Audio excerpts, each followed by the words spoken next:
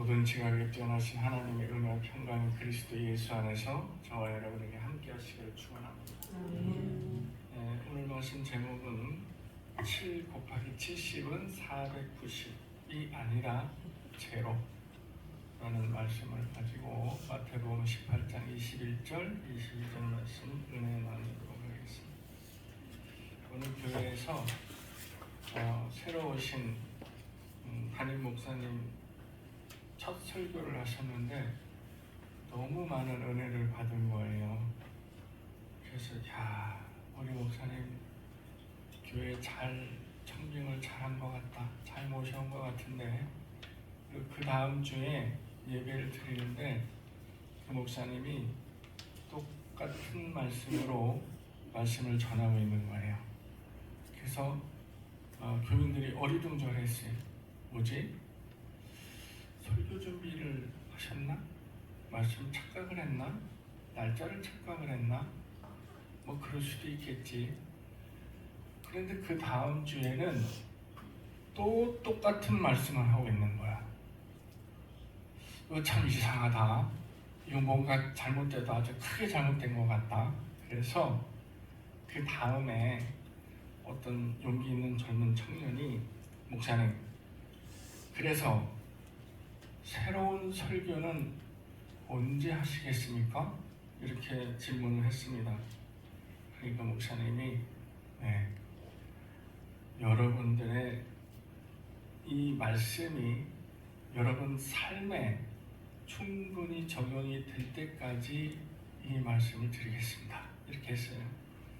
그 목사님 설교의 말씀은 야고보서 1장 22절에 말씀 나오는 너희는 말씀을 행하는 자가 되고 듣기만 해서 자신을 속이는 자가 되지 말라라는 주제의 말씀이었습니다.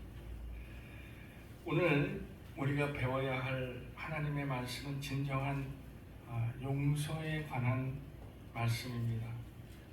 예수님께서 이 용서에 대해서 말씀을 하셨어요.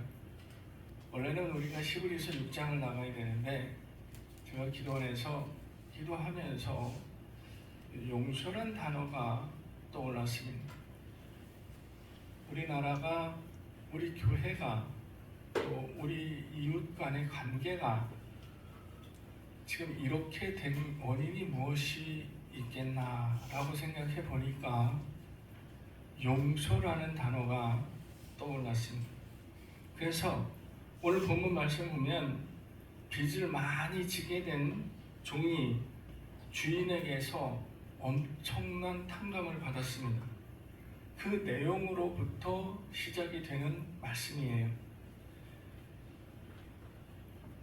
종이 주인에게 진 빚은 무려 1만 달란트라 이야기를 했습니다. 여러분, 1만 달란트 이렇게 얘기하니까 잘 감이 안 오시죠?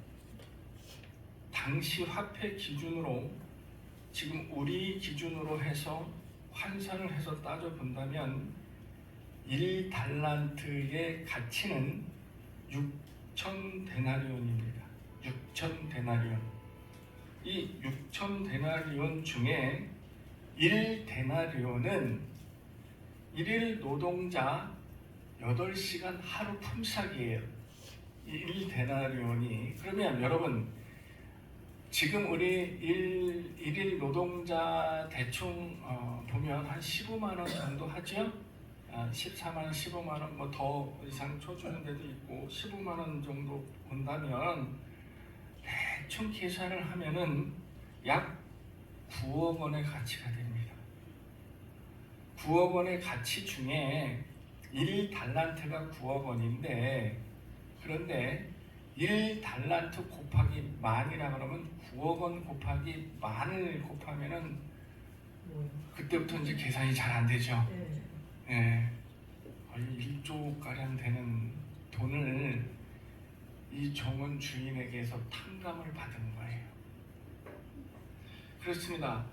그런데 이 천문학적인 빚을 탕감을 받았음에도 불구하고 탕감 받는 즉시 문 열고 밖으로 나오다가 자신에게 빚을 100데나리온, 그러니까 지금 한 1,500만 원 정도 빚진 자를 만나서 도저히 내가 용서를 할 수가 없다라고 이를 붙잡아 놓은 사건이었습니다.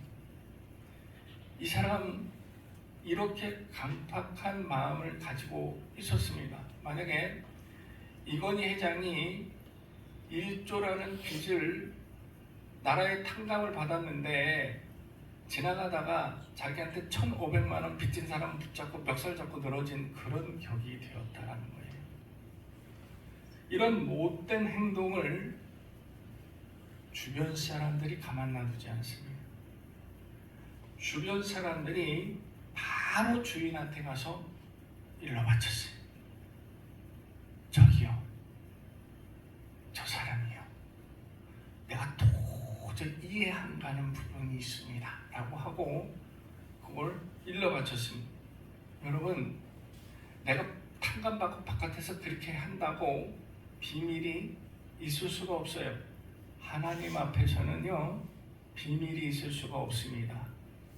왜냐하면 한 가지 비밀 없는 이유를 가르쳐 드릴게요. 오늘 말씀처럼 주변 사람들이 그 주인에게 가서 고해바쳤어요. 여러분, 내 주변 사람들이 내가 악한 행동을 하면요, 주변 사람들이 기도로 하나님께 고해바칩니다. 이게 하나님 앞에서 비밀이 없는 이유입니다. 물론 하나님은 다 알고 계시지만 이 사실을 알고 있는 사람들이 저마다 하나님께 기도합니다. 하나님, 저 사람이 이러한 행동을 하고 있어요 라고 고소를 한단 말이죠. 그래서 내가 또 하나님이 보고 계시지만 내가 말하지 아니해도 주변 사람들에 의해서 고발을 당하는 거예요. 그래서 하나님 앞에는 비밀이 없게 되는 것입니다. 왜 고발을 해요? 내 억울함을 풀어달라고 하나님께 고발을 하죠. 그 대상이 악한 자가 되는 거예요. 그래서 하나님 앞에는 비밀이란 사실이 존재할 수가 없습니다. 우리는 예수님을 믿기 시작하면서 처음으로 접하는 단어, 이 문장이 용서 또는 주님, 이 죄인을 용서해 주옵소서라는 기도를 하기 시작합니다.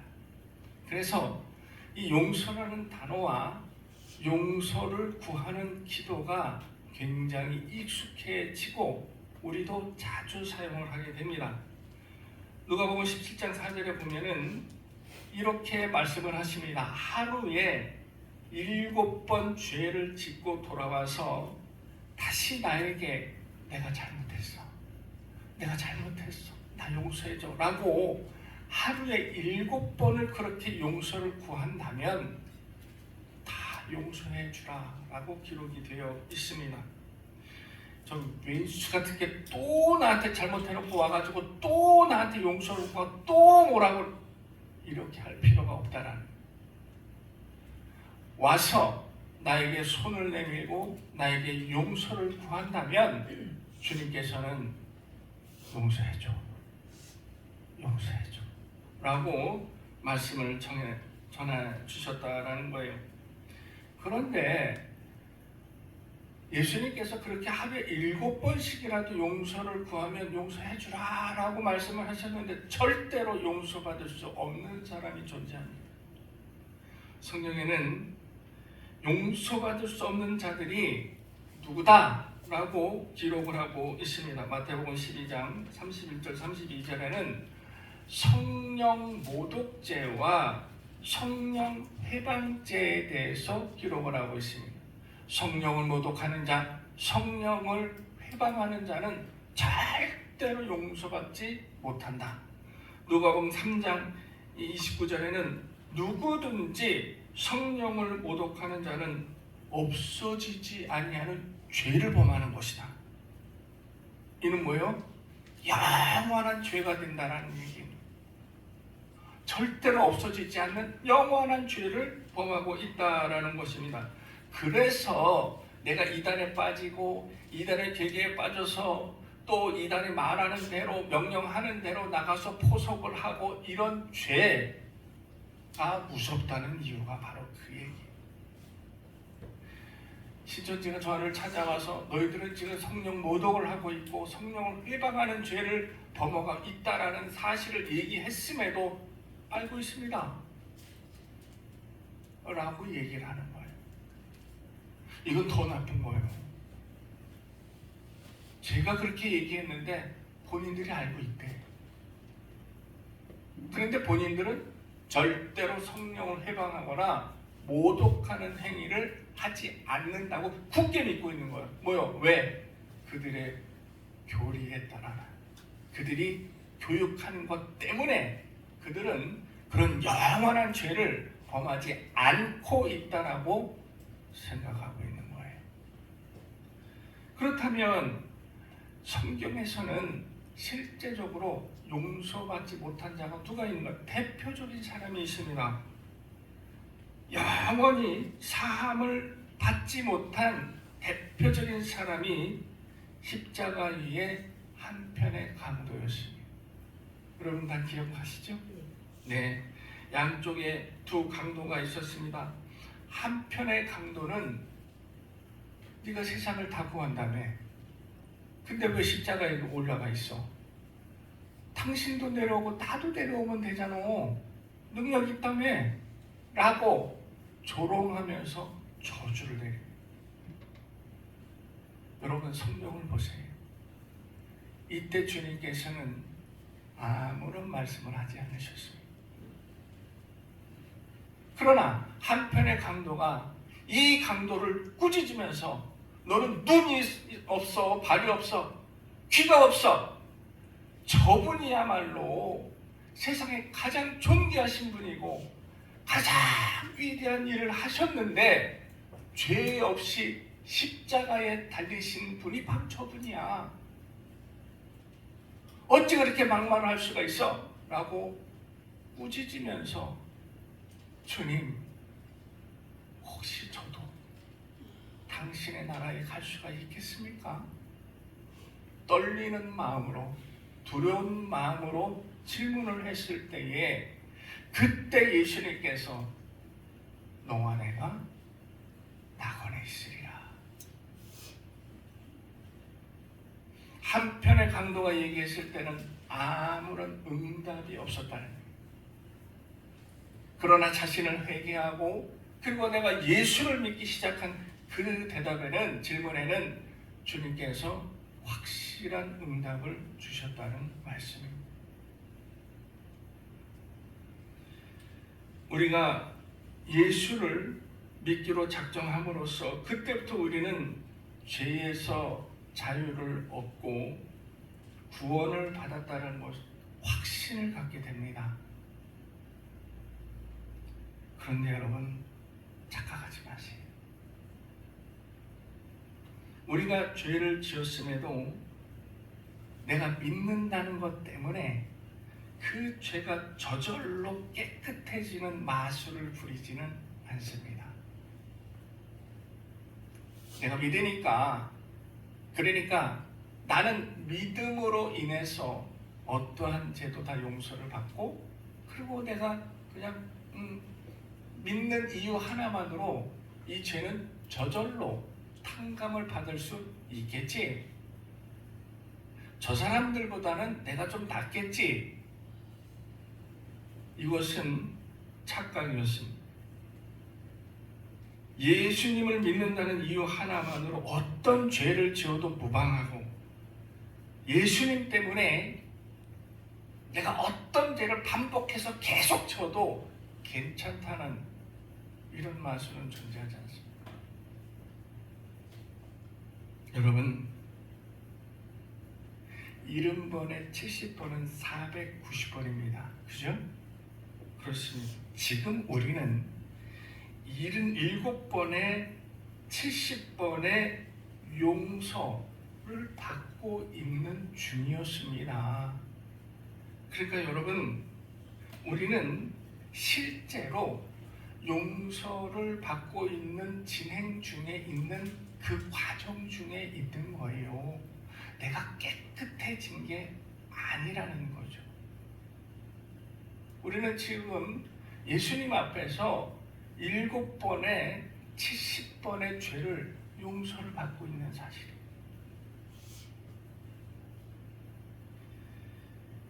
그럼에도 불구하고 우리가 믿고 있는 구석이 있는 것은 이런 우리의 불완전한 모습 때문에 용서해 주세요, 또 용서해 주세요, 또 용서해 주세요라는 것이 계속 발생하고 있는 이런 불완전한 모습 때문에 이를 이미 아신 예수님께서 우리를 위해서 용서를 해 주실 만반의 준비를 하고 계신다는 거예요. 그래서 준비하고 계신 예수님 때문에 우리는 용서를 구하기만 하면 되는 거예요. 좀 전에 제가 말씀드렸던 믿는다는 이유 하나뿐, 이것 때문에 계속 반복해서 죄를 지어도 깨끗해진다는 이게 아니라 내가 믿음으로써 다시 한번 하나님께, 주님께 용서를 구할 때에 그 진정한 용서를 구함이 진정한 것이 있다면 그러면 사함을 받을 수 있다는 차이가 있는 것입니다. 그러니까 믿는 것 때문에 깨끗해지진 않습니다. 믿음으로 내가 용서를 구할 때에 깨끗해질 수 있다라는 사실입니다. 그렇다면 나는 용서를 받았어요. 나는 구함으로 용서를 받았어요. 그러면 나는 용서를 했냐 이거죠. 탕감받은 이 종처럼 100데나리온을 꾸임받은 이자를 만났을 때에 괜찮아, 나도 탕감받았어, 너도 없던 걸로 해줄게, 이렇게 해주셨냐는 거죠. 이게 중요한 사실입니다. 우리는 질문을 해봐요. 우리는 얼마만큼 용서를 했습니까? 49번? 490번? 그래요, 좋아요. 한 번이라도 내가 정말 용서를 했다는 확신이 있습니까? 여러분, 7이라는 숫자는 우리 기독교에서 완전한 숫자를 의미합니다. 그런데 이 완전한 숫자 7을 성경에서는 아주 자주 언급을 하고 있습니다. 오늘 말씀에서는 이 완전한 숫자의 10배가 되는 더 완전한 1000%의 용서를 하라고 주님께서는 우리에게 주문을 하고 있습니다. 이것을 다시 말씀드리자면 490번을 용서하라는 말이 아닙니다. 또는 490번, 한 번도 용서하기 힘든데 490번을 용서하라. 오우, 그만큼 대단한 용서를 하라고 하신 거네. 여러분, 7의 완전한 것의 10배인 더욱 완전한, 그래서 완전하게, 더욱 완전하게 용서를 하면 결국은 제로가 된다는 거예요. 이 제로가 된다는 것은 이제는 내가 용서를 하다 보니 마음속에 아무것도 남아있지 않는 거예요. 용서할 것이 없는 거예요.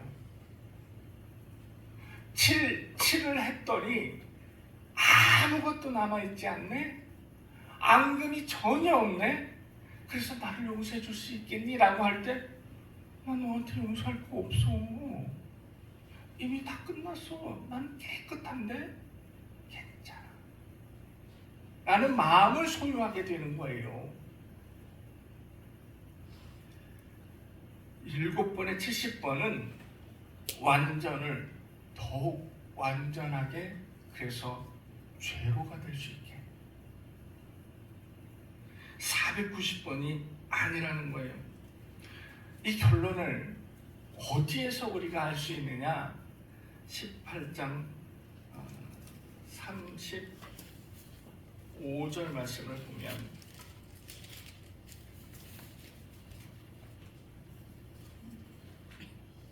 이게 결론의 말씀입니다. 35장 시작. 너희가 각각 마음으로부터 형제를 용서하지 아니하면, 어디로부터? 어디로부터 용서하라고요? 마음으로부터. 여러분, 진정한 용서는 마음으로부터 시작이 되는 거예요. 내가 상황 속에서, 분위기 속에서, 분위기 타서 용서해 이 소리 들었기 때문에 알았어, 내가 그냥, 그리고 돌아서서 그냥 화상 같은, 이게 아니고 마음으로부터, 진정한 마음으로부터 용서를 구하는 거예요. 다시 한번 35절을 읽습니다. 시작. 너희가 각각 마음으로부터 형제를 용서하지 아니하면 나의 하늘 아버지께서 너희에게 이와 같이 하시리라. 아시겠습니까? 아버지께서 어떻게 하신다고요? 우리와 똑같이 하신다고요. 나와 똑같이 하신다고요. 어쩔 수 없이 알았어, 내가 용서할게 라고 하면, 하나님도 알았어, 내가 용서할게 라고 하지만 앙금은 남아있는 거예요.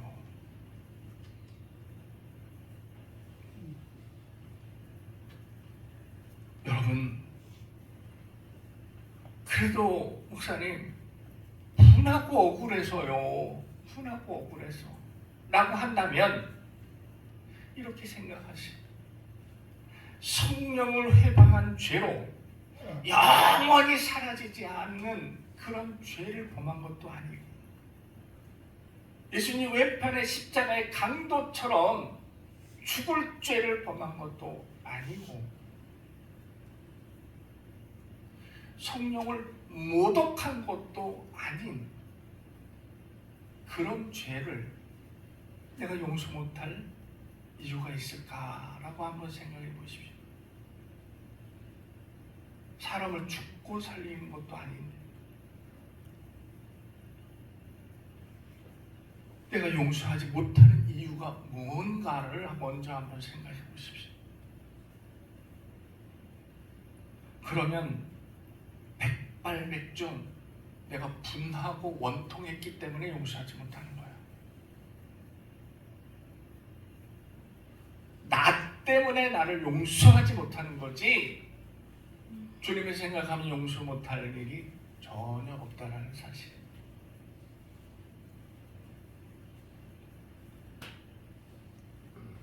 여러분, 이 영화 제목 들어보셨어요? 사랑의 원자탄. 들어보셨어요? 무슨 영화예요? 손양원 목사님 영화죠? 이야, 1977년 제작이요. 어마무시하죠. 그때 지금은 백발이 성성하고 원로 측에 드는 배우 송승환 씨가 청년으로 나왔을 때예요. 그거 기억나십니까? 여러분, 사랑의 원자탄 영화 보셨어요? 저는요, 당시 초등학교 2학년 때인가 3학년 때인가 그랬는데요, 그때 경기도 가평군에서 초등학교를 가평군이렇게 다녔거든요. 근데 그때 유일하게 군민회관에서 그런 가끔 어쩌다 한 번씩 영화를 상영을 하는데, 온 가평초등학교 국민학교 전체 학생들을 데려다가 그것을 구경시켜준 영화가 딱 2편이 있습니다. 하나는 엄마 없는 하늘 아래. 얼마나 가슴에 사무치든지 그거 보고 안 운 애들이 없어. 그리고 한 편이 바로 이 사랑의 원자탄이었습니다. 두 편의 영화를 초등학교 2학년, 3학년 때 봤던 기억이 있어요. 그런데 뭘 그렇게 알아서 어린 것이 지금 2학년, 3학년 애들 보세요. 이것들을 그 영화를 틀어놓고 보니 눈물을 철철 흘렸다라는 사실이에요. 저는 그 기억이 아직도 생생하게 남습니다.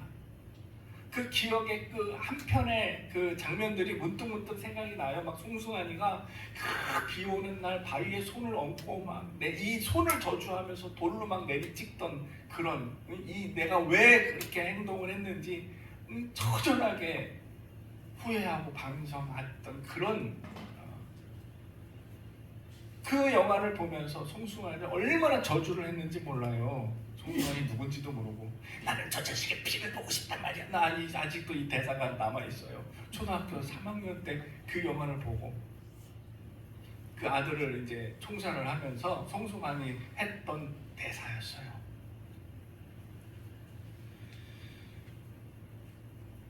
여러분, 송양원 목사님은 진정한 용서를 하셨던 위대하신 분이었습니다. 오늘 35절 마지막의 말씀처럼 손양원 목사님은 마음으로부터 용서를 하셨던 분이었습니다.